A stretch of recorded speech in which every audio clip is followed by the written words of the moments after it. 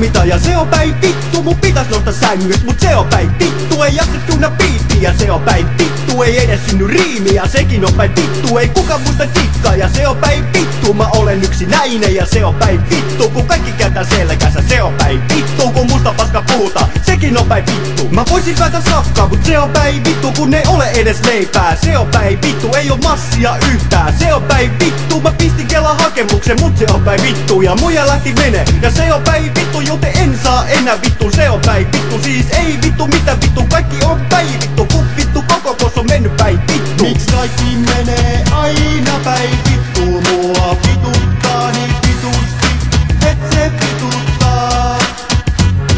Miks paskaa aina päälleni tippuu? Miks kaiken pitää mennä aina päin vittu?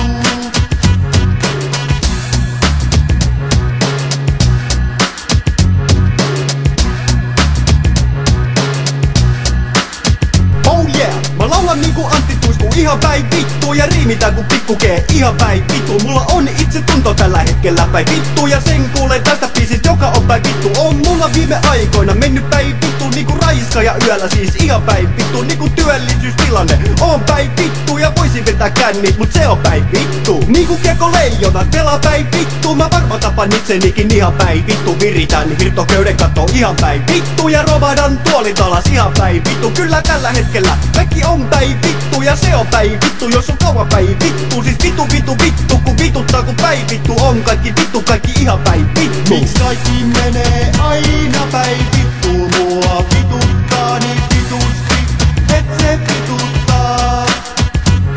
Miks paskaa aina päälleni tippuu? Miks kaiken pitää mennä aina päin vittu?